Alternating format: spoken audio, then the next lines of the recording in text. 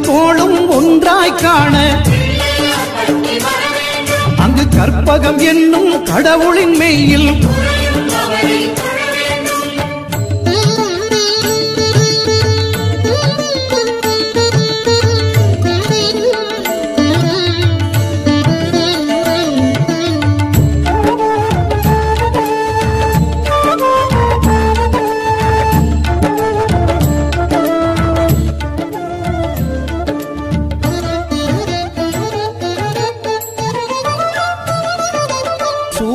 பகவான் ஒளிமுகம் காண